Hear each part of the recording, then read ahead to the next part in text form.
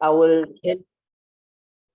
hand over to the professor, Professor Sithole, whom after I spoke to, she didn't hesitate or even ask me so many questions except to clarify as to what is it that exactly I want to do. And she's like, I'll be honored to be part of this platform. So just to give you a profile of who she is without going too much into details, Professor Sithole her name is Mpilo, and another one is Pearl. She's a social anthropologist by training and has interest on issues of governance, gender, and development. The politics of knowledge production is one of those, and also social inequality. So she's actually well placed to speak to us about what is it that we can do to improve. One of the questions that I also said to her I would want us to respond to was, there's been so many promises towards democracy, towards us achieving democracy. And what the public was expecting and that which the government has been able to deliver on, I feel there is sort of a disjuncture. There's too much policies in place, but we don't see much of a difference in terms of the implementation. So I think she'll be well placed in this platform to actually engage with us on issues of inequality.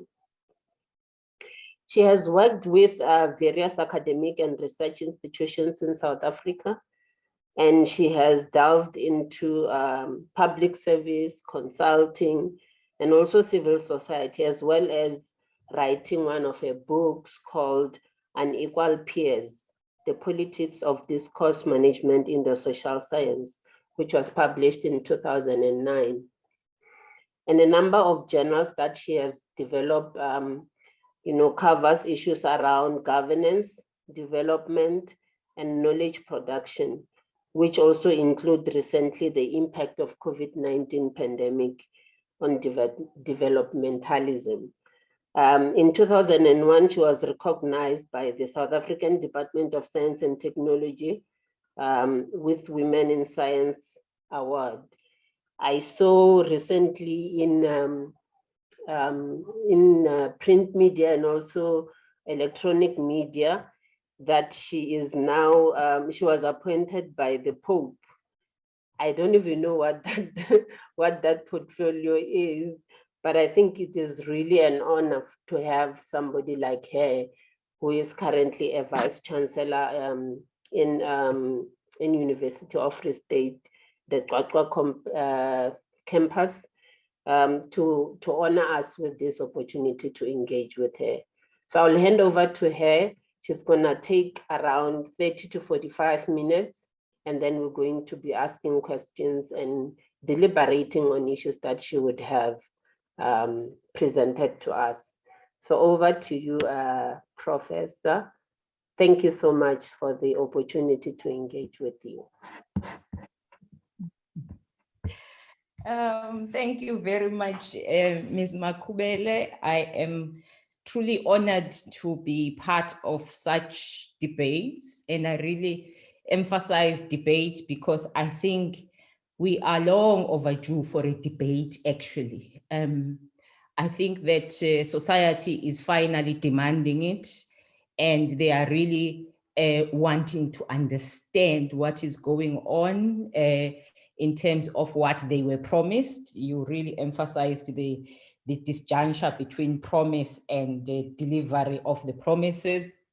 And I think that it would be a disservice if we do not actually use a platform such as what you have created so well for a thorough self-reflection and debate, so that we actually do the painful job of trying to come closer to reality and to converse, especially with citizenry.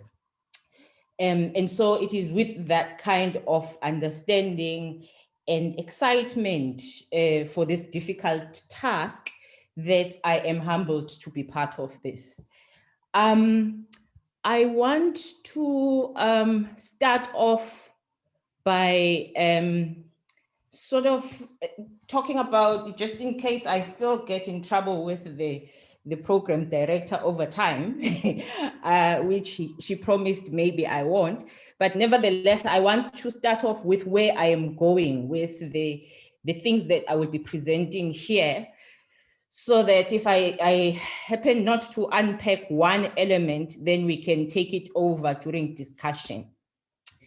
I want to start off where we are, especially after what has happened in KZN and Gauteng, and introduce the idea that perhaps we are not at a stage where we are asking the right questions about why things happen the way that they are. At hand, we have what is popularly now termed as an attempted insurgency. And it has a pecking order of explanations that I won't go into, because I think that all of them have the potential to be plausible. But it is the pecking order of these explanations that is of concern to me, not because of anything that is wrong in there, but because of the one question that it omits. And I want to zoom into that question. We saw people of all ages. It was amazing. Rising up, looting, people whom we would ordinarily associate with church uniform, people going out with their children, fathers, mothers. Thakari also came into effect. It was somewhat an embarrassing situation that we want to ask ourselves the question, but why? And of course, there are explanations ranging from a socio-economic suffocation by people to a planned insurgency as it has been portrayed. But what worries me in all of this is, why do citizens of a normal country that was doing its everyday business, and we are not the first ones, but why do citizens suddenly become impressionable by political tyrants or by political factions and go into a mass hysteria, such as what we've done, what we've seen? How? What happens? At what point do these influences suddenly win the people, if it is the influences that would have won the people? It is a question that we need to ask as people keep threatening us about a potential Zimbabwe and what we've seen in other countries as well. But the issue is, how is it that a normal mother, a normal father, a brother that sometimes does see the door of a church, that's growing up in a normal household, suddenly does what we have seen? What happens there? I need that social psychology to ask that question, to be able to answer that question. My pondering on this has taken me into a reflection on some of the explanations that are publicly given forward, but also into previous writings about these matters and books about these matters. Anything that I've read from trade unions rising to specifically about our neighbor, Zimbabwe, just to try and find out what are the elements that not only are similar to us, but also that actually in those settings influence a mob psychology, because some of the analysts have portrayed it that way, that allows for something like this to happen. And this is where I'm putting forward where I'm going. My take in all of what I've seen is that the problem is actually in the democracy and the liberation somewhere. And I'm going to argue here that the irony of liberation and democracy in the way that it comes politically, because these things are delivered, they have become a political delivery of sorts. In the way that they come into being, they often tend to be paged to remove the social values, especially the social values of care, of deliberate care. And this happens not so much in political statements, because actually political statements are full of values, but it happens more in the administration of democracy and liberation.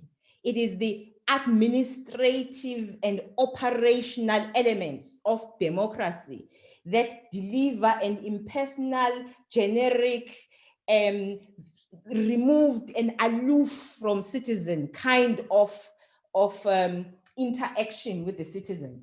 And this is an irony, because these are the administrations that are supposed, for the first time in the scheme of things or that would have happened historically, they are supposed to deliver care for all. That's one. So I'm really arguing that we need to look at something other than politicians, which we will not vindicate for whatever it is that they are omitting, but look into the format of administration. Secondly, I think that we are all liable, actually, as structures of society. I know that we are addicted to firing the coach, which, you know, kind of thing towards the president, whichever president.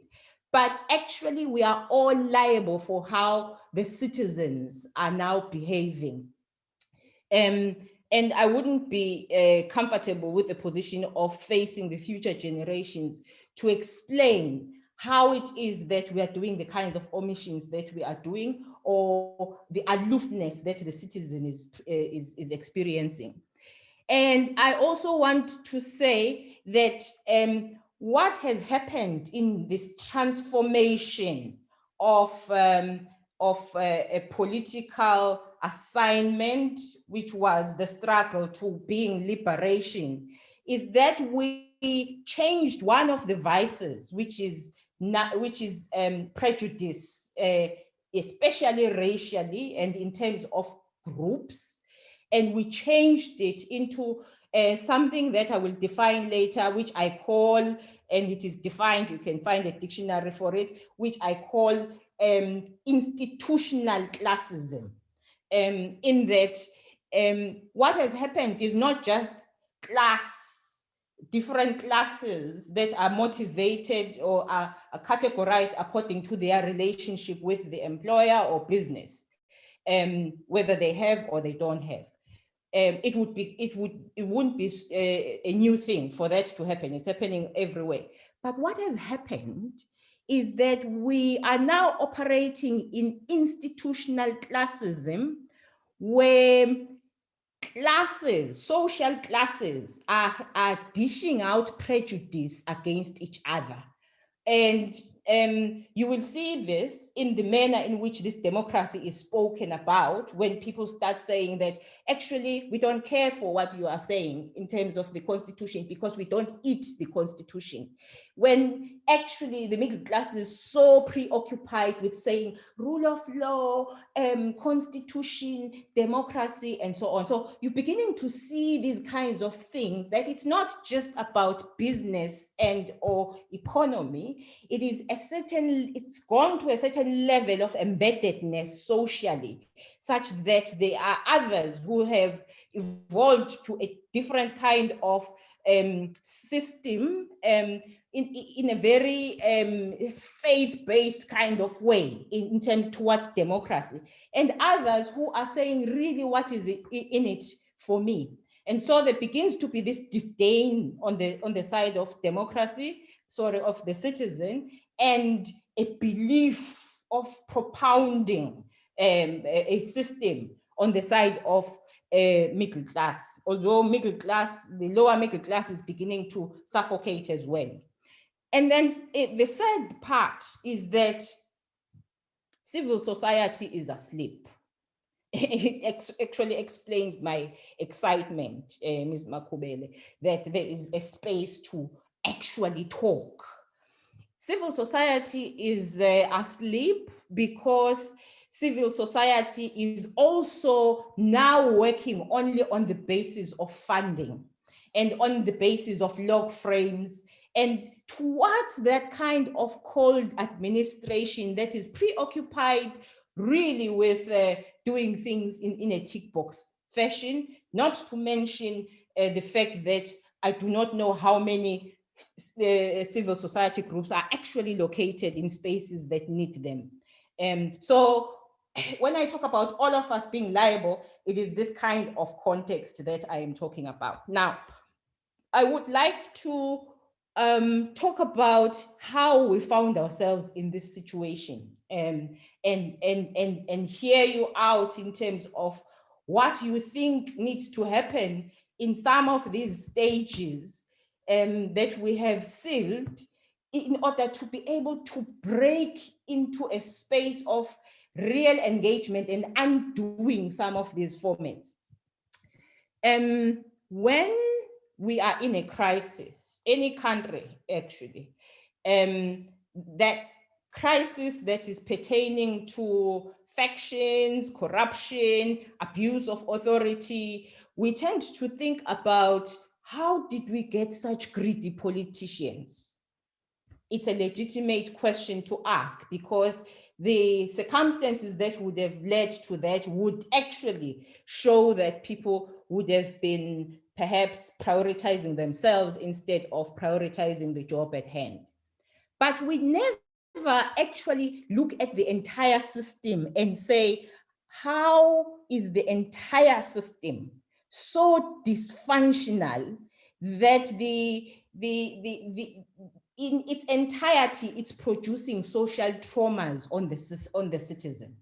How is it possible that we see on TV around corruption and at political level is beginning to trickle down actually to proliferation of commissions? I mean, there's nothing we do more than commissions, investigating what happened in the government machinery as in terms of omission of people's rights and in fact letting things collapse.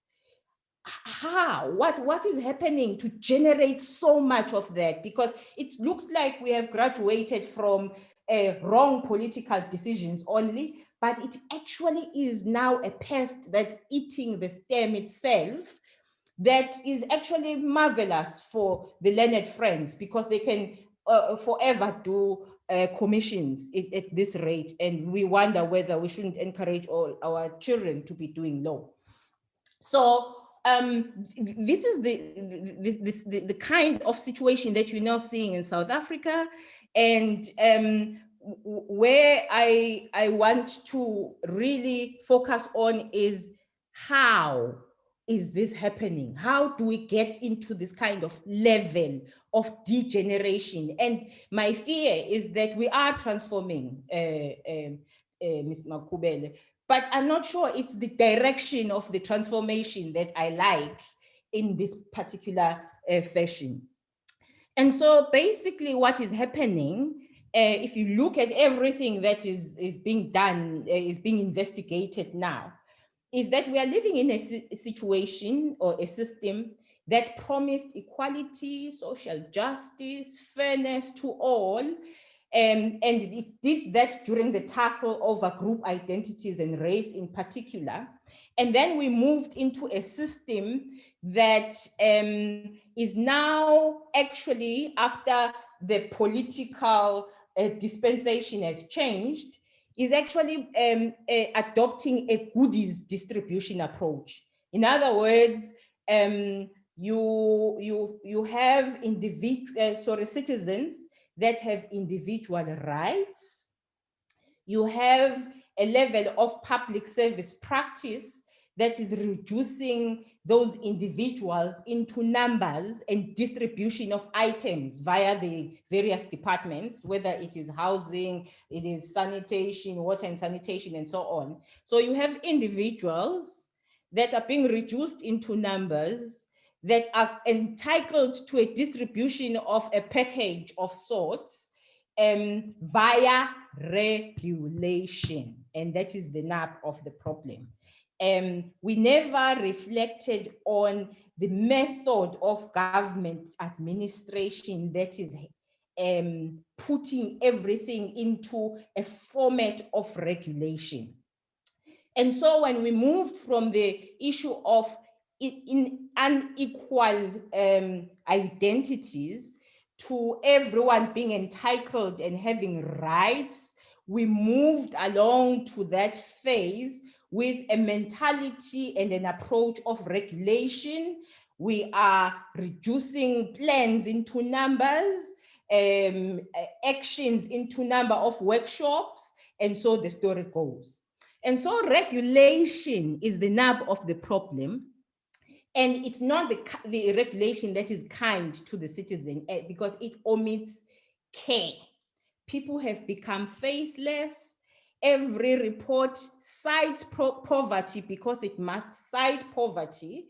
And the way of working is to generate key performance areas that are generated before people go out to see the context in which they will be operating in terms of performance. They even generate key performance indicators independent of the context in which they will be working. And so the generic distribution of goodies approach characterizes all departments who plan independent of each other except for alignment. Alignment is not bottom-up development. It is that there is an NDP or even plans higher than that, and everyone who says anything by way of planning is trying to align with what is there a priori. In other words, that has been set before they start to deal with the social context. And yet, in terms of values of public administration, and I know that many people know them in section 195, the things that citizens expect actually on a daily basis as values that would serve them are related to coordination, to being people-centered, to management of real space, to problem solving, and to prioritizing, so that you do not get a situation where in 2021, sorry, we are still talking about the bucket system because we never prioritized and get embarrassed by the fact that this is still the situation, even have the leeway to borrow money from other departments just so that we eliminate this embarrassing situation and then be able to coordinate such that we are able to solve this particular problem. And so regulation is rigid. Regulation is silos creating plans for themselves. I don't know if I will agree that the problem of citizens is to not know their rights. In the context where even if you know your rights, once someone has said we're not solving that bucket system because you are in any case in land that does not belong to you, it does not matter that I know I have a right to proper sanitation, because there is no one who wants to fight an issue and problem solved to the core until it gets resolved. So if the issue around coordination, people-centeredness, space management, problem solving, prioritizing, that is an issue more than me knowing my right. That is where the disdain, the suffocation, the issue of an angry citizen comes in. And if we don't look at this particular issue of a classism, because classism is about prejudice against a particular class of people, where the attitude is, we know what is good for you, because we have plans that already are speaking to what we will deliver to you.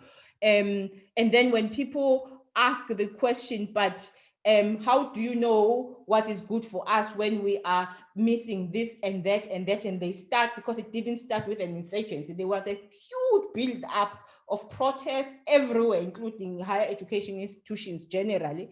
Then what we then say, moving back to our generism, is no, good people, there must be a rule of law. The Constitution does not allow you your rights to protest, to burn things, which is true, but it is lapsing back to a generism that is not speaking to the actual frustration of how you miss the experience of people. So those are the issues in terms, in a broad way. But then it goes to what you were hinting to, Thembekile, about the issue of you get close to operations, even if you can switch on TV now and ask wherever there's something wrong and a journalist is asking about it, the generic answer is, no, but we have programs for this. Actually, we will change policy, and our next set of the planning cycle is just about to open in 2023, and we'll plan differently. That is the frustration of the citizen about us not being able to offer ourselves discretion to deal with issues, and the systems in which we operate are so heavily audited that we actually have been purged of any discretion to act with any recognition of agency on behalf of the citizen. Now, let me start to talk concretely and move towards the final side of these things. Recently, after the 350 grant was announced last time, we saw the Minister of Social Development explaining painstakingly on TV and everywhere about the fact that applications are now going to reopen, and that actually the problem that she has is unclean data. As if the person who is hungry and waiting for 350 is actually going to sympathize with her problem of unclean data. And the governments, the other government departments, including local government, are still having people's IDs linked with employment positions, even where people are not employed. Now, for the, it's not for the first time, but if you're sitting there hungry, having been wondering, what am I going to do with 350? And then suddenly realizing that, in fact, you will get this 350 next year, possibly, which is what has happened for some people who applied last year. Because this minister is still going to be cleaning data and persuading her colleagues to do so. She then announces somewhere in that whole explanation that actually there are people whose money has finally been approved, who applied last year, but they are now not collecting the money. As if these people have suddenly had a blackout about their needs. It is because of the systems. How should a citizen be impressed with a situation like that, where we can't make mechanisms of talking to each other, of deploying people to actually unblock certain things within a space of a week per case, if it must happen, because we understand the agency of people being hungry. And so basically you are seeing a situation, ladies and gentlemen, where people who would otherwise have been trying so hard to be rainbowy are becoming impressionable by any potential crisis, in order to rise up and say, actually, the democracy is not working for us. You are seeing a situation where social classism is now a prejudice over the ordinary citizen, resulting from these kinds of aloof systems and lack of agency, that it is actually suffocating to the citizen at this juncture. I don't want to go into detail about the promises. Suffice to say that the Constitution is clear on promising human dignity. Perhaps the littered promise on rights and entitlements is what at operational level is being translated into this kind of generism that is irritating to the citizen. But it had good intentions. For a document that is a constitution, it need not have had specified care and taking responsibility and all of these things. It is us at a pragmatic level, at a practice level, at a learned level that have chosen to be so regimented in the approach that we've purged ourselves of all discretion and responsiveness in all sorts of ways. And when I say us, I'm not talking about public servants. I'm talking about civil society, which should have had some leeway, but is no longer. I'm talking about business, which is patriotic only if its own things are agreed to. I'm talking about public servants. It's actually worse there because many public servants are not even using their own offerings. They actually teach here and take their children to private schools because they know how the system that they are supposed to help to change is actually not up to scratch. So I want to give a few examples before I end of my worry about social classism. Why do you have councillors who deliver a hall and a stadium, but have you heard of a project dealing with issues of that are quite biting on the social fabric, such as substance abuse, such as gender-based violence, such as ubupara that we see out there? Those projects, because they are not visible to the eye and no one will ever count, are not being done. People during the pandemic have been joking about councillors going to workshops and conferences and events generally, and they not having water. And when they phone the councillor about the fact that there's no water in the community, the councillor is at an event emphasizing the importance of washing hands. But actually, they are no way to respond to situations such as those. What is the tick box approach, the empirical objectivity approach that we've put ourselves into that is making us to be so devoid of ubuntu? Why do we never undertake an uprising in South Africa unless several girls and children have died, an uprising about gender-based violence and being out there in the manner in which we do with certain things, including corruption, about this issue, and talk about the consistent measures that need to happen all the way to a community level around this particular matter? Because by the time someone is killed, it's the nature of the household and the society that breeds this kind of situation. Once in a while, we will call a feminist who has no knowledge of the context of any specific community that they are speaking to come and talk generically about women's rights.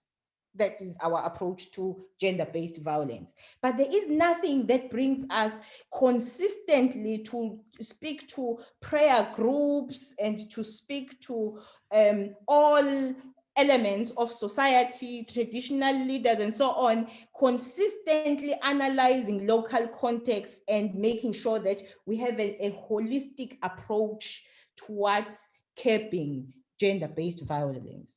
So all of the methods that we use in most instances are some mostly urban-based, hall-based, as in like come to the hall and listen. They have no trajectory of time in order to measure their effectiveness.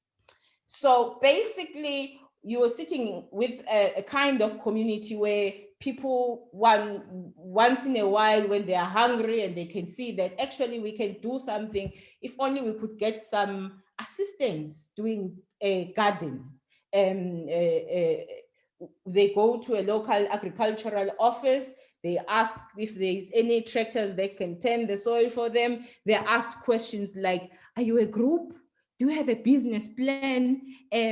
Because province, the tractors were sent back to province last year because we could not identify many groups.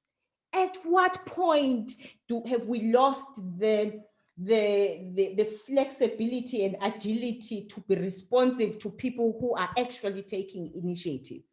And so you are also sitting with the higher level thinkers of society at university who have practically abolished qualitative studies and slow-scale studies, the kinds of studies that generate the hows and the whys and how things turn into the problems that they turn out to be.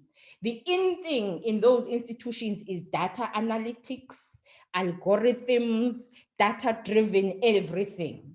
And by that, they literally mean sitting in front of the computer and punching some sort of number that will then create bar graphs for you and tell you where the goodies must be distributed to. Then you have a situation such as we had last year, when all of a sudden comes a pandemic. It disrupts the method of sending out a couple of research assistants and coming back with graphs.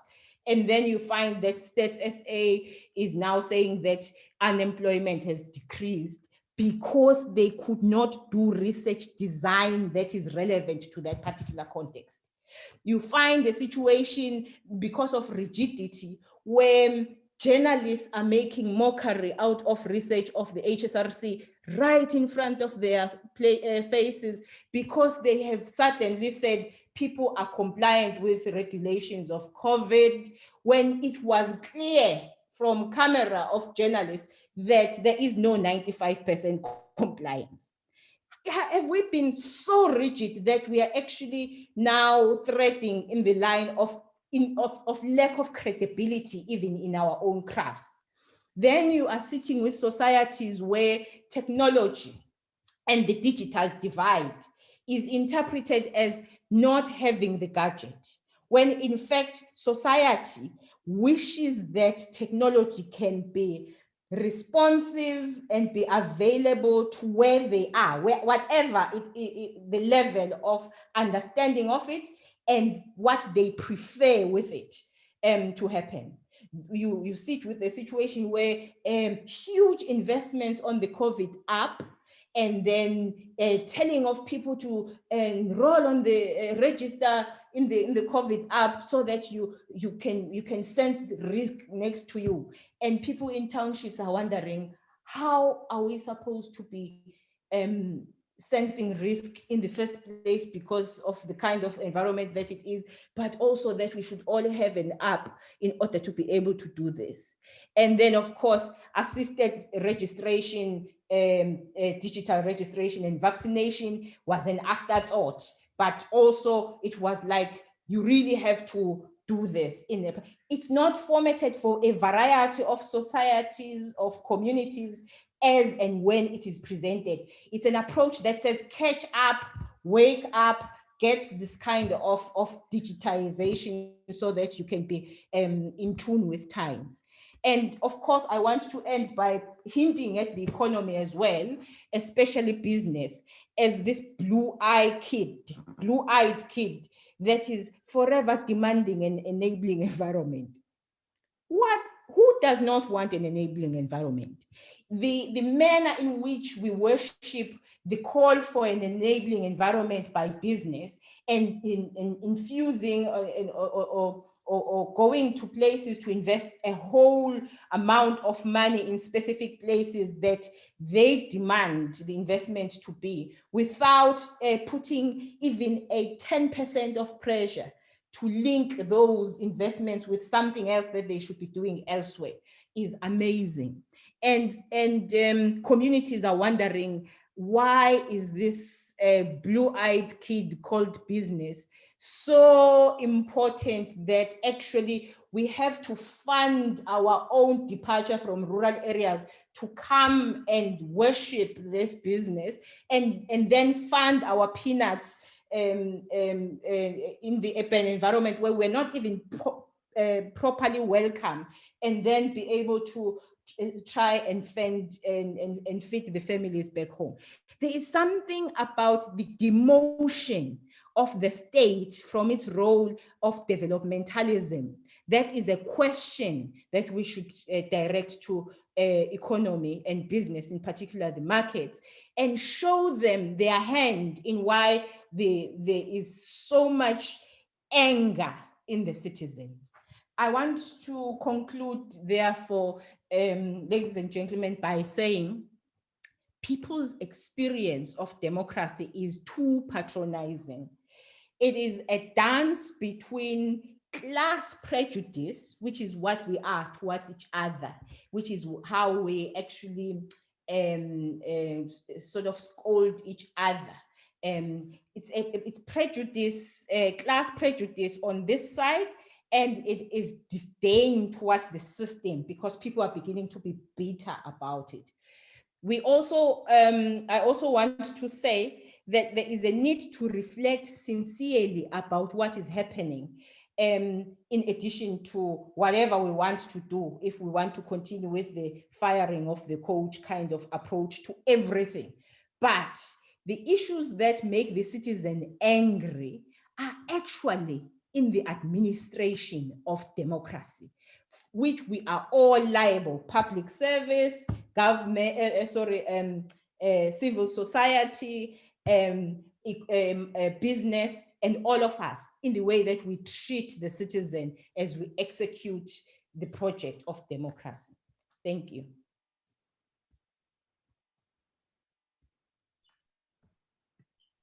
Wow. I kept on holding myself like that and like that.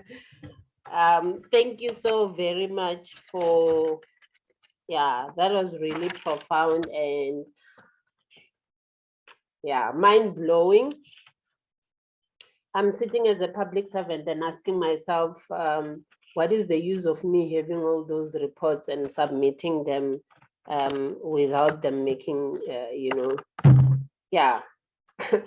I'm speechless, but thank you so very much for the comprehensive, a lot of questions. I wrote 5 pages of everything that you have been saying, but I still felt that it was not enough. How did we find ourselves in this? And you enlisted a whole lot of things. How did we get such greedy politicians coming from different homes, which are not probably of political, having political background? We are transforming, but the direction that the transformation is taking is not necessarily beneficial to everybody, including ourselves. There's a profound statement you made that the lower middle class is now feeling the pinch. I think the 1.5% that the public servants are gonna get, it's sort of an indication of the fact that things are not as they are supposed, as we thought are, or we are not as elite as we thought we are. How is the entire system contributing to breeding all these people, including ourselves? Because we also sit behind the computers and say we have achieved the clean audit. We have achieved good performance. The plans are this and that, but not necessarily adding value. I can enlist a lot of things. I think participants were actually listening And it will be also good to hear from them, what is it that we need to do? Because there's so much questions that we have raised. And indeed, teaching people about their rights to a certain extent can assist them in fighting with understanding, but they are hungry, they want to eat. So explaining to them that this is your right and that is your right and the Constitution says this and that, but they can't get the tractor to do their farm. It's actually may not add much value. So I'll open up the floor for everybody to raise questions, comments, and where there are possible solutions, you can also put them on the table. Because the idea is honestly to go back, for instance, on the things that you have mentioned, we'll go back and find a way of raising them with relevant stakeholders. Yeah, let me not talk too much. So over to you, ladies and gentlemen, if you have any question, comment, the floor is open.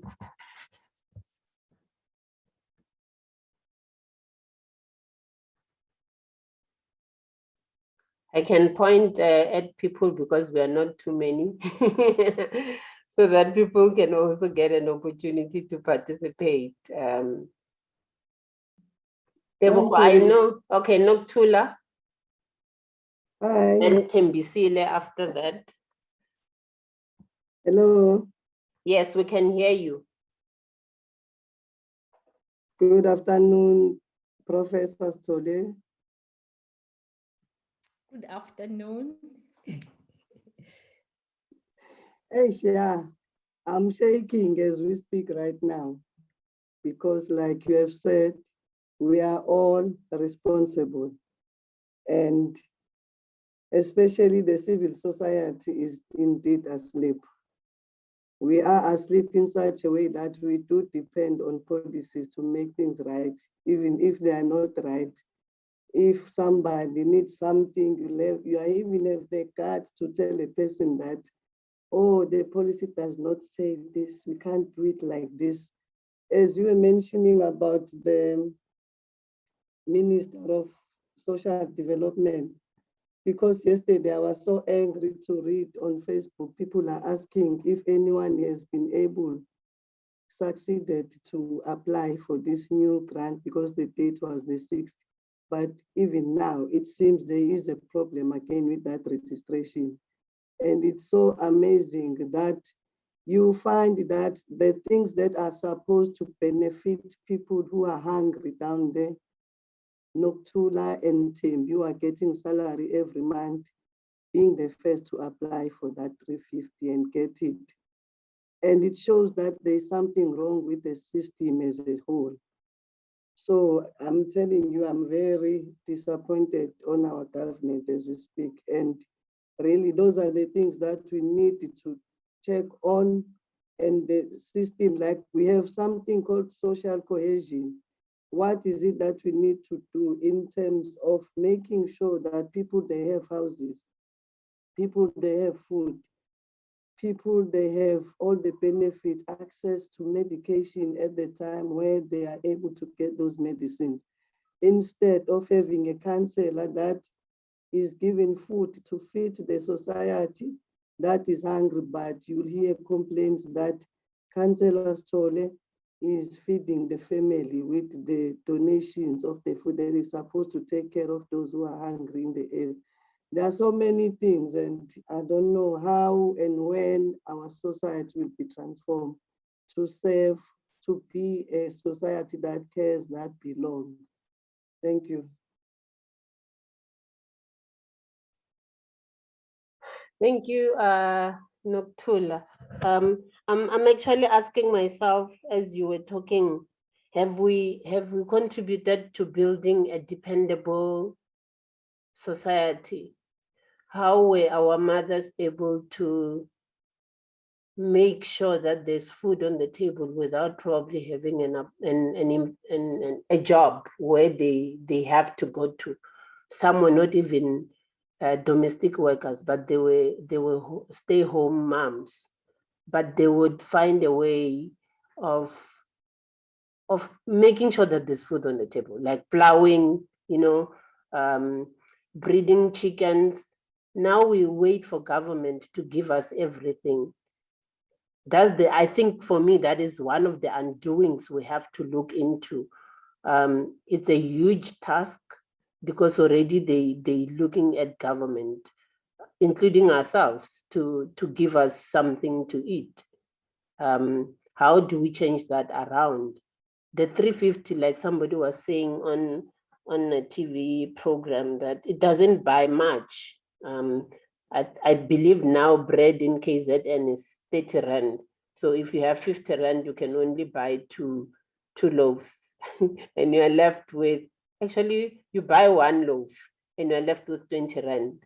And the rest you must buy milk and meal and get some vegetables. It doesn't really buy much. So yeah, for me, one of the issues that I'm picking up is that to get rid of the dependable government, society that always look at government, they must work for what they get, as much as the grant is actually. I will now allow Thembekile to raise her comment or a question.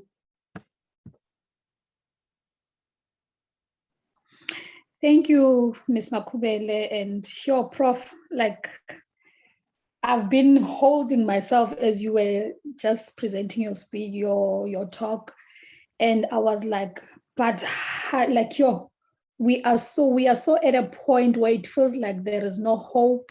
But I'm a firm believer that we the people can make the change. And just coming to, like, I also work for the government, local government, and I find myself that most of the time, there are times when I would be frustrated by the systems that are in place that really do not speak to the people.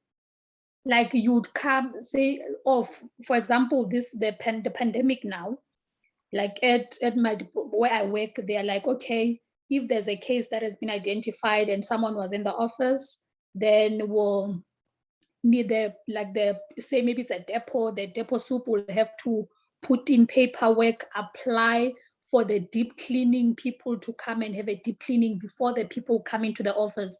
But should 7 days pass and the deep cleaning hasn't come, then there is no need for that. So I'm like thinking that, and like we recently had a case whereby 7 days passed, the paperwork was approved on the 7th day, but the 7th day has already passed. So the cleaners were like, no, they cannot come because the 7 days have passed. I'm like, but why is it that our processes are not quick to respond to a need that is there? Why do we have all these rules, all these policies, but they do not speak to the human need? And there is like, the paperwork and the gray areas and all these things, they do not speak to us as people. So I find that so frustrating that we have to go through these channels and everything. Like, they have seriously taken out of people the spirit of Ubuntu. Like, it has really, like, it is slowly dying off, because no, when you come for that, you have to put in this paper, apply for this. This is the process. And I'm even frustrated that even within, like, the local municipalities, like how isolated the departments are. That if you are from another department and you want to ask them about something, you'll be sent from pillar to post. And you end up getting frustrated that I should just let it go because I'm not getting anywhere. But processes are there, things are there in place, but it's like everyone is like thinking for themselves that, no, I just need to come, be present, and then at the end of the month I'll get paid. If people come, I'll send them from pillar to post. Nothing ever gets resolved. So, like, seriously, I agree with you that our processes are there, but in actual fact, we were so happy when it was democracy. We're like, yes, we are finally going to get things done our way, but we just got processes there. Practice is just lacking, and hence there would be these riots. Hence there would be, like, people are at a point of exploding. and it's like no one is trying to hear what I'm saying. I'm saying that you are saying that I should wash my hands. I don't have water. So what should I do? Should I just sit here and maybe die or whatever? But when we come with things that we need help with, we just not gonna be helped. So yeah, like you said a lot, and I'm like, I agree. I see it happening every single day. And we really need to make sure that we are moving, like in the small areas where we are, that we are changing things. If we start there, just start changing things in the small areas that we are in, then hopefully the change will spread and things will start moving very easily. So yeah, thank you. I don't have a question though. Thank you. Thank you so much, Thembekile. Yeah, you said a mouthful. I may not be working for the local government, but I do experience what you are experiencing. We still have to go and stand in the queues to make sure that our electricity, our municipality bills are paid, unless if you pay through the banking, whatever. So if you do not have an app, or you do not have, you're not able to pay through the bank app, then you must just go to the municipality. And everybody is there standing in a queue. It means infection still is rife there. So it's quite interesting how all these things are happening, and in the process, they also affect the very same people that are implementing all these policies. Without being flexible and also coming up with ideas of how it can be improved. Yeah. This is mind blowing, honestly. A lot of reflection to be done. Something that we'll have to work on. Anybody else? It's me here. Oh, okay. I'm just wanting to react to the comments. Maybe I'll start with the last speak, Thembekile and I. Thembekile lo munye, Thembekile lo munye. Okay. I don't know where we lost discretion, Thembekile. And I don't know why we were not suspicious as the administrators of democracy when the new political dispensation started, about the fact that we were inheriting old regulatory mechanisms. Because that's what I'm trying to actually say, that we changed the political statements, we gave people entitlements, and as far as I'm concerned, people know their entitlements and their rights. In an average fashion, most people know them. When you get to sophisticated legality, perhaps you might need to explain this and that, because some things are translated by laws, but generally people know that they have a right to water. They know they have a right to housing and so on. But somewhere in the execution of the democratic project, we lost the realization that it needs much more creativity that is going to empower us to be responsive to the citizen. And so I'm not quite sure why you have a municipal manager who can't take a discretion to say, if there is a fumigating, because this is a health issue in the middle of a pandemic, call the first available fumigation companies, just check very quickly what is going on in terms of their pricing, bring them here, and we'll be doing paperwork whilst it is happening. Why it is that I do not know where it is submitted and why the paperwork is this onerous in the context where there is agency. You almost have to declare a state of disaster in an office before you are able to be provided with urgent help. It's amazing to me. When apartheid and colonization was effected, there were foot soldiers that were managing it. That is why there was so much emphasis on the local magistrate. Local magistrates had all sorts of power. It wasn't about laws. It was actually about managing situations. They jumped onto a horse and they went into a situation, and they were able to say, arrest this one and make sure that you split this group, or whatever it is that was actually happening in bad faith. They were able to do it because they had discretion to do that. When it is now the new dispensation that is supposed to be apportioning rights, all managers have been purged of discretion. The whole audit system and regulatory system is operating on the basis of amazing distrust. In fact, it is known that some people get clean audits, do so by making sure that they do as little as possible so that they do not have to make decisions as to margins of inflation and all the things that when you are now implementing, things have changed. That's how some of the people that the few that we applaud for clean audit do that. And some of the people that we actually blame for never getting a clean audit are people who will be sore to see certain situations and actually just act. And then there are obviously people who are crooks and corrupt, but the entire system is actually regarded, treated on the basis of distrust.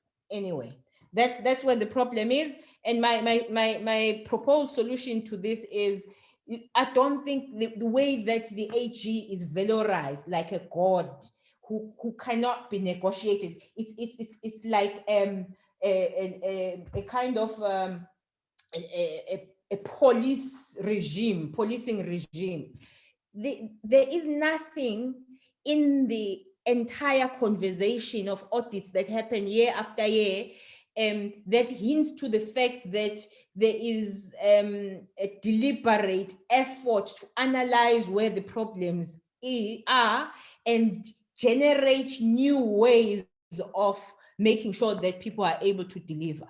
And so my faith really, ladies and gentlemen, is in the youth, to be honest about it, because I think that people of our generation, people who are comfortable in the state of middle class, do not know anything other than executing the formats.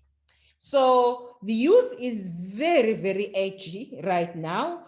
If we don't come close to the space of the youth and try and remodel that inclination to burn things into let's negotiate and where can we actually change things, then we are missing the issue. They are not mad. They are also beginning to feel the tension between the promises as well as the impossibility of talking in the spaces that are supposed to transform them. And then you find, I want to react to Noktula and say, you know, the citizen is actually, I can't now say the citizen is about to snap. It looks like that period is fast waning.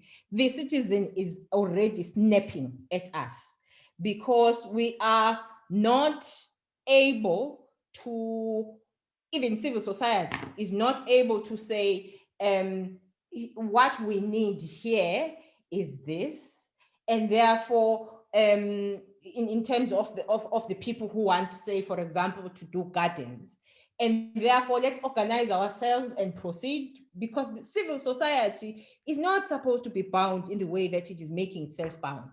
Civil society has reduced itself into a space where all that it does is speak to government and nothing else, actually, by way of organizing.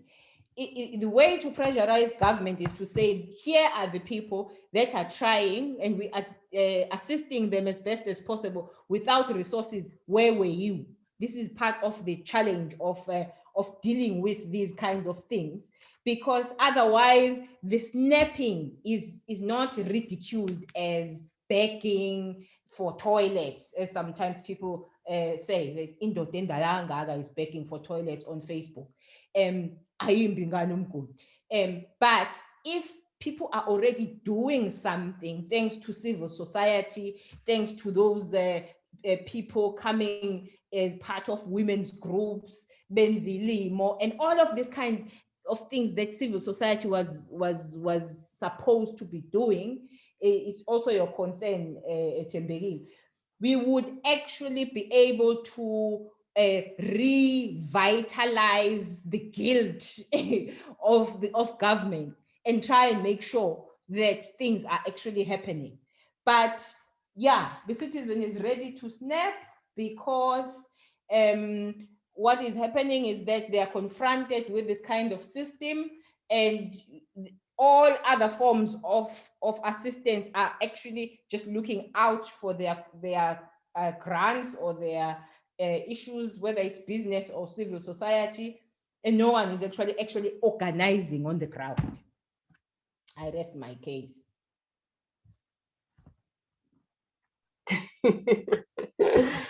Yeah, you rest your case indeed. But I appreciate the inputs that you have just given, while acknowledging the fact that they are, but I think you mentioned them, requirements that they should do a business plan, something that they have never been taught to do. I remember there's a group of young people that approached me, and they were like, how do you go about developing a business plan? I'm like, okay, I will link you up with somebody who will be able to assist to do that. And not many people will be able to go around and asking people that, how can I be able to do this and that? They will just sit there, you know, and their ideas just go down the drain without being assisted. So I appreciate the inputs, and also welcome the people that have just joined us now. We're discussing now about where's that topic?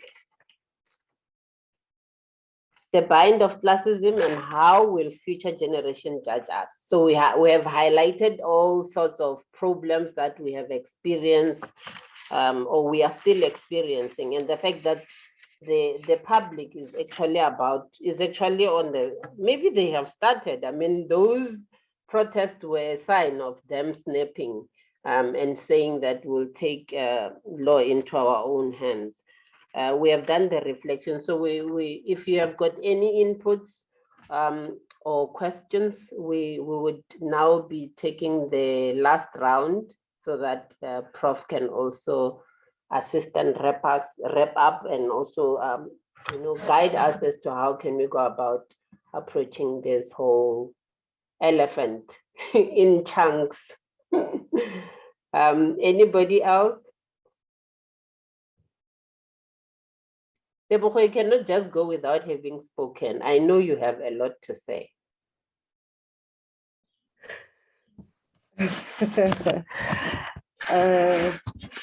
Thank you very much, Professor Sithole. Good afternoon, ladies and gentlemen, and I appreciate the opportunity to participate in this robust dialogue. I think it's very important that we engage further on this and on a regular basis. Thembi, you know me well. As Professor Sithole was talking, like there were so many things. I mean, if you could have seen my head, I was nodding with you with so many things. I think the problem that we have, I think, okay, the way I see things, I'm at an extreme level of seeing things, and I'm hoping that you'll be able to assist me to come a little bit down and maybe make me see things in a better or hopeful manner. I believe that when we transitioned from the previous system into the current democratic system, we never really as a country sought our identity as a country. who are we as South Africa? I know we do have values as stipulated in the Constitution, and the Constitution is talking very beautifully about how the prosperous South Africa should be like, and how the citizens should be treated, and how systems should be handled. But I am failing to identify myself as a South Africa. If we talk about South Africa, what is it that we are talking about? Yes, the Rainbow Nation and all that, but the reason I'm feeling like this is because when we transitioned, we saw all these beautiful things that we wanted, we didn't have previously, and now we are wanting them, and we adopted them. Most of them, we didn't understand what exactly needed to be done in order to achieve certain aspects. We've created systems without really understanding how to properly manage those systems. So sooner or later, our lack of understanding in implementing those systems will blow in our face, because we came here and we created, we tried to level the poverty gap. We've created grants, which is a good thing. We've created a public service that should assist everybody, but the public service systems that have been created, I believe that the public servants themselves do not really understand their obligation in order to perform within the systems that were created. I was having a conversation with this friend of mine just last week, and he's from the private sector. He's working in the private sector, and we were talking about how like the administration is run on both sides. Their side in the private sector, how they approach doing things, and how we in the public sector do our things. And I've realized that as much as we have systems which were aimed at improving the livelihoods of ordinary citizens, those systems themselves are also serving as a hindrance. Like the previous, I think is it Thembekile, who was talking about the challenges in the municipality. Those systems are creating hindrances as well, because we have to go through so much red tape in order to get to a particular point. By the time we reach to that point, we forgot why we want to get to that point, because of such a long rope that we are going. So I believe that we need to stop a little bit, find ourselves as a country. Who are we? What is it that will help us get to the point of wherein everybody, including the people, the lower people in the class world, classism world, who will, like, how do we want to get to them faster, as opposed to finding ways in which, like, there's so much distortion within our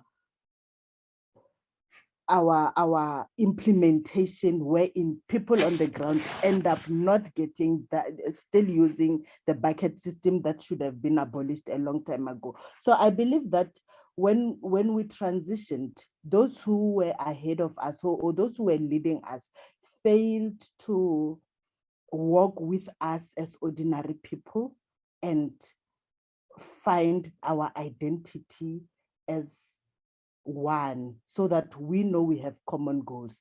We will have situations that wherein, if we had that, we would have situations wherein if people are disgruntled, they would not see the need to destroy the very properties that are taking care of themselves. We will still be disgruntled, be able to raise our consent, but in a way that we know that we don't need to get government's attention by destroying particular properties. So I believe that indeed we need to have systems. And another issue that I've written down here was the innovation. We are not, I believe that we are not in control of anything. especially with regards to our economy and all that, which leads to some of the frustrations that we are having. And if we have somebody who comes up with an innovative idea that can participate in growing our economy, that person or that organization fail to get support from the relevant people who might be able to help them grow further. So I'm looking at these things from a very extreme point of view, but I actually believe there is still hope if we can just tone down a bit, chill down, sit down a little bit, and then find ourselves and find ways, redraw the map of how do we make sure that every citizen in South Africa is able to access all the systems, or I mean all the products that government is offering, all the services that government is offering, and how will we as South Africans be self-sufficient after receiving support from government? Thank you. Thank you. I knew that you are having a whole lot to just keeping mute. Thank you so much for the inputs. Prof, are we supposed to be to stop government from bribing the community or the public through food parcels, now the grant, and not necessarily capacitating them to be able to be self-sufficient, as Thembekile was saying. Pause and find ourselves very hungry people pausing and finding ourselves. You can help us there, but I think it can actually assist on the part where you spoke about that the youth is the answer. We may not necessarily be the answer. Those of us who are now, once you pass 35, maybe 40, yeah. Once you pass 40, you become, you comply in most cases. Most of the people are complying, or that generation usually comply. I ask myself, why is it that people from other African countries, when they come here, they don't necessarily look for a job? They look for an opportunity to start a business. But with us, we look for a job, we look for handouts, we look for somebody to blame without necessarily coming up with, I think in terms of diagnostic, we are very good. But when it comes to the solutions and implementing them, we sort of lag behind. And yeah, I think it's an whether those systems that we inherited from the previous systems were actually really changed, or we just changed the wording but still implement them as they are, is another question. Whether we have tried to do away with what was working and try to come up with fancy stuff in the democratic era, which end up not necessarily working for our people, is another issue. I was saying to one of my sisters, when I grew up, there used to be people who were called drought workers. So every time there are people who are not employed, government will not necessarily give them money to, like they do now. They will have to sweep the streets, clean the rivers, all those small jobs, in order for them to get a stipend, which was not necessary. So EPWP that is currently being implemented was implemented in a different manner, without giving those grants. Doing away with that, was that a mistake? Is it something that we probably should have looked into and find a way to implement? Those are some of the things that we probably need to be asking ourselves, and find solutions for them. Yeah, I hear Ambrose Macheta is saying he agrees with what Thembekile has said. I want to read. I agree with Prof and Thembekile. We have not managed well the transition from apartheid state to democracy. So there's sort of an agreement to that. But yeah, in closing, if there's no other input, we can give it over back to you. so that you can close and wrap up. Okay. No, thank you very much, colleagues, for this opportunity. When Tebogo is talking about what is South Africa and who are we as a country, it reminds me that one of the major issues that we fell, or trap that we fell into, is to love fashions. And there are things that we would not dare talk about because we don't want to be seen to be something other than the trending fashion, which is a fashion that, an ideological fashion that actually locks us into a system that feeds capitalism, and we exist for it rather than existing for what is good for the country. Take, for example, the questions that get asked about land, communal land tenure. There may be politics about Ingonyama Trust in particular, but communal land tenure is something that is available in pockets of the country. And it is such a shy subject to actually come out and say, many of our people are cushioned by that particular kind of tenure because freehold and individualism are so fashionable to the democratic project in the manner in which it was sold. We don't see communal land tenure as an option, a progression of options that also must quite be entitled to exist. It's like, no, are you serious? Are you really supporting communal land tenure? Those people, I mean, there's always this narrative that makes traditional leaders these tyrants.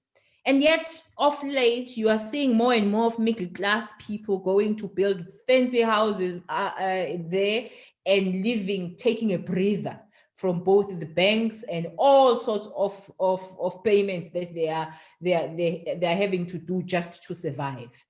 And I'm not saying that people must avoid payment. I'm just saying that the typology of land tenure, if you will remove communal land and make everything open to banks, how much of homelessness would we be in right now if you consider that the poor are forever in the margins, in squatter camps as we speak in the urban area? So I'm just saying that, you know, part of this purging of an identity of a country is in its ability to say, hang on, we have a right to be African, and we have a right to inject solutions that we did not all import, holistically import into whatever system that we are now sitting with, and make sure that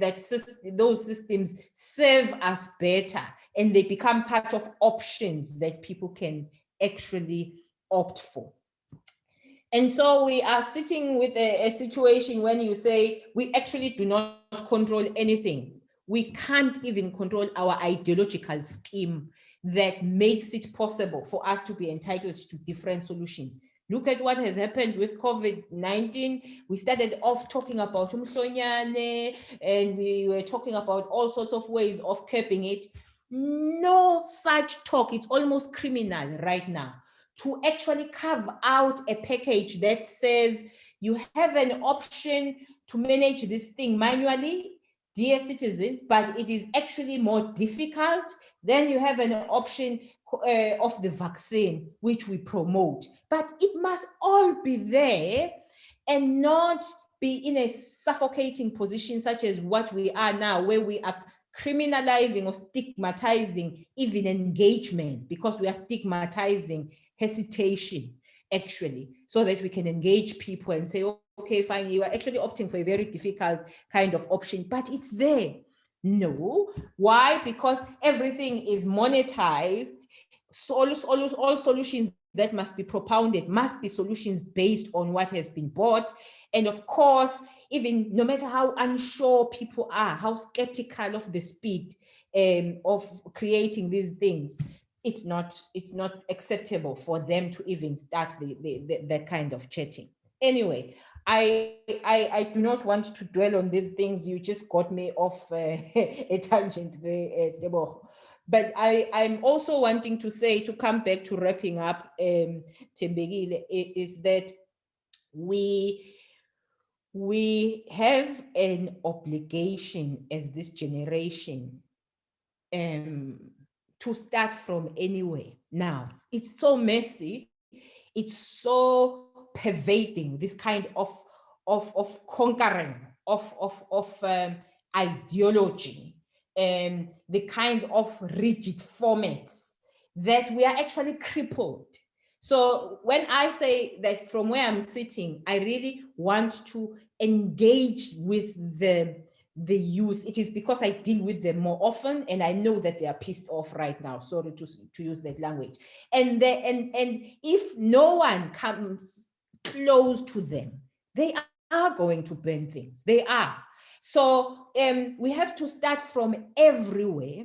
We have to be persuasive in those boardrooms, if that is where we find ourselves in. We have to get out of the embarrassment of being part of those systems, get into our churches, get into our social groups, do mingle with civil society, start initiatives that will get us somewhere, and then be able to embarrass the other stakeholders with the fact that we are trying, but you are not helping, in order to change the mindset. Because as I keep saying, we are all liable for this.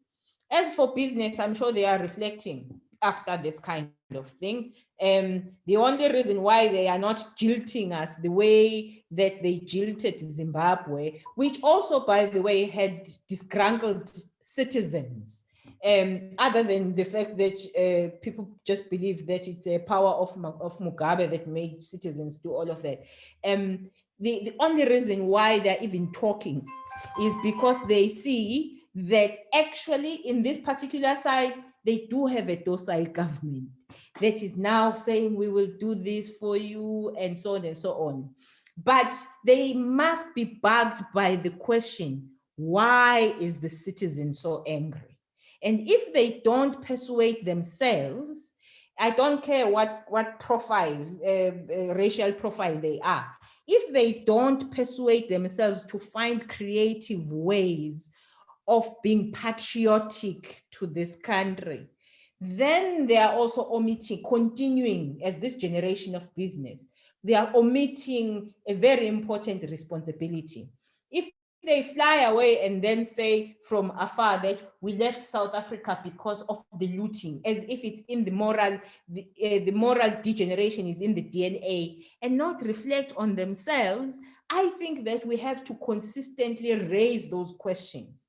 Lastly, I would really urge, wherever we sit with civil society, that they must, of course, work with communities on real projects, but we, all of us, need to work on the project of humanizing public administration, actually making a noise about humanizing processes, we have to ask the Department of Small Business how it is that they actually create small businesses. Where are they? How do you ask someone to write an English proposal, business proposal, and find 10 people so that you can get a tractor? I mean, this is a real example, by the way, of people who were frustrated because they really had an idea of doing something for themselves. How we have to document these kinds of examples, and be able to engage consistently, not just to engage what you didn't deliver the goodies of grants here, But to say, how do you operate like this? How do you expect to have impact in the situation? Then maybe eventually, maybe not in our lifetime, auditing processes will begin to realize that there must be some kind of interaction with development models in the way that they audit, so as to enable practitioners not to be always treated with distrust, but to be able to have some discretion in the agency of responsiveness at times. It does not it's not always the case that everyone will be crooks, but there's got to be creative ways of accountability that make it possible to act in certain spaces. I could go on forever, Ms. Makhubele. So I'm going to force myself to stop there with a parting shot that says, actually, in somewhere in the whole handing over of the transition, the overemphasis on rights and entitlements created a situation. Look at what would have happened if we had used our indigenous ways of saying, actually, you have a bind on Ubuntu. Ubuntu is a combination of both rights and responsibilities. In fact, it enshrines more of the responsibilities. And because we are all expecting rights, someone was talking about how people are always looking for jobs, and people are always looking for things to be delivered. Because we have rights, they must be delivered.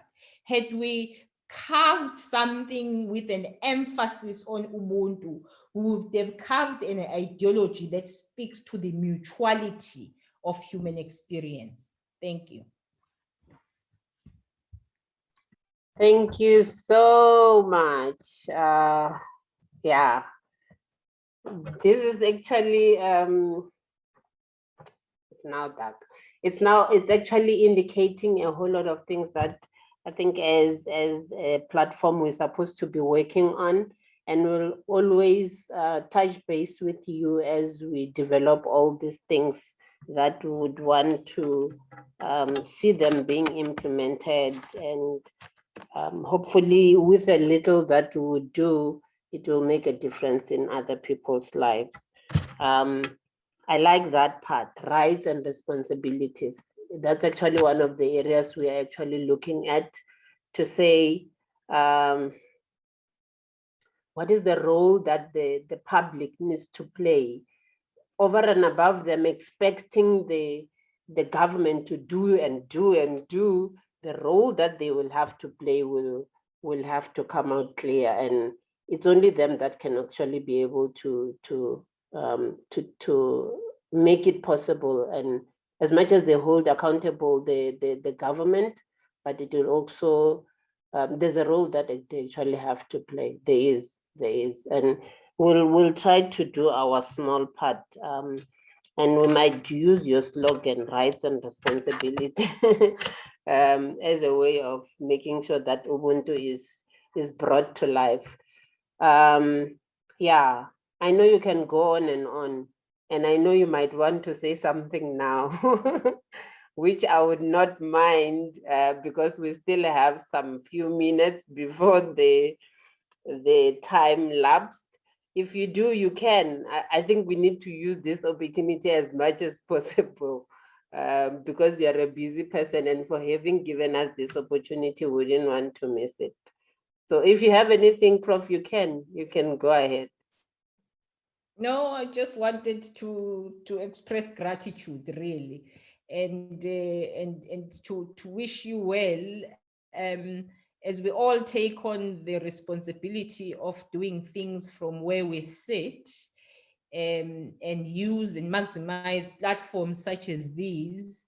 I think that it is really, really appreciated that, I mean, this is an example of a platform that is outside of the space of conforming, where one is basically saying, I want to rise above the systems that incubate me, and be able to think creatively. A colleague of mine said, we were talking about the way that we're being asked to conform all the time, and he was saying, it's very interesting when they give you a template and then ask you to think outside of the box.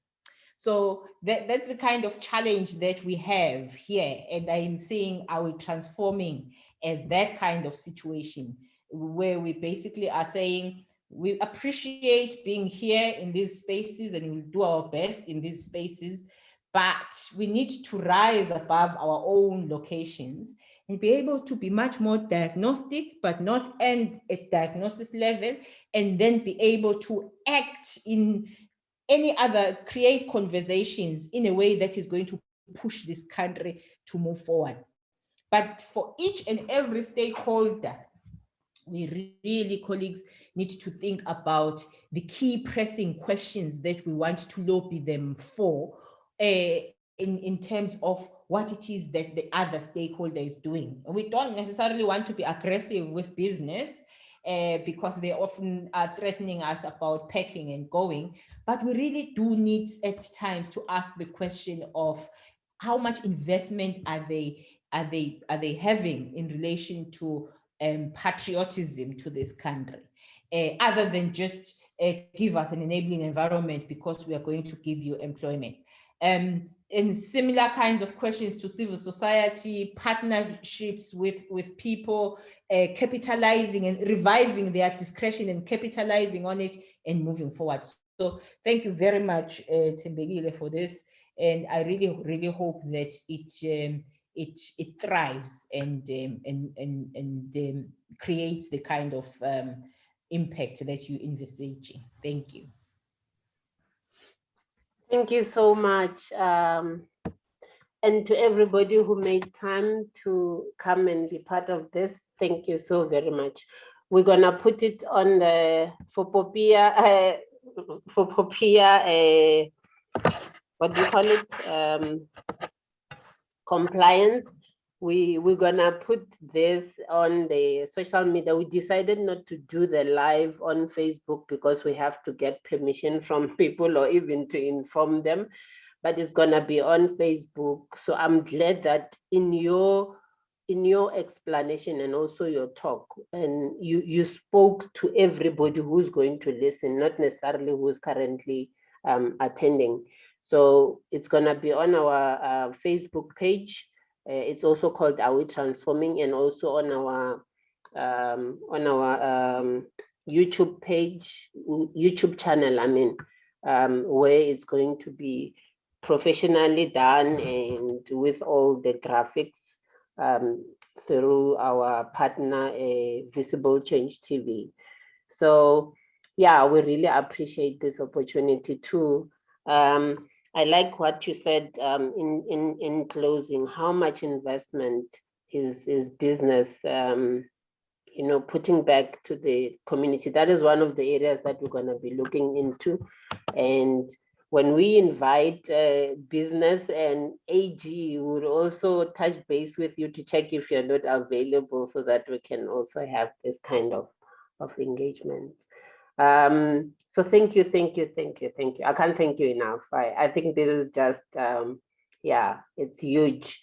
Many people are saying to me, this is too big. I'm like, yeah, as long as I take the small chunk and deal with it, I believe we'll make the difference together as the public or the citizens, because that's what this is actually all about. Colleagues, let me call you colleagues, participants or attendees, thank you so much for accepting the invitation and also coming. I really appreciate. This is gonna be 3 times a week, a month. We're gonna do this every Saturday, except for one where we're gonna be now consolidating everything and putting it together. We'll announce who's the next speaker during the week. So just be on the lookout and like our Facebook page in order for you to be kept abreast. But thank you so very much. Whatever that we're going to be doing, we'll share with you. and indicate what are the developments. And if there are any other inputs, our email address is arewetransforming@gmail.com. You can send through any inputs or even suggestion of speakers. We're already getting suggestions of speakers that people want to see. We'll appreciate that. But for today, we really appreciate. You must have a lovely evening and stay safe. Let's all take care of each other. Thank you so very much. The meeting is adjourned. And happy Women's Day for Saturday. Is it Monday? Yeah. Happy Women's Day in advance. Thank you. Thank you, everyone. Bye-bye. Thank you. Bye. Bye-bye. Bye. See you in the next meeting. Bye-bye. Yes. Bye-bye. Bye-bye. Sure. Thanks so much. I really appreciate too. Okay, sure.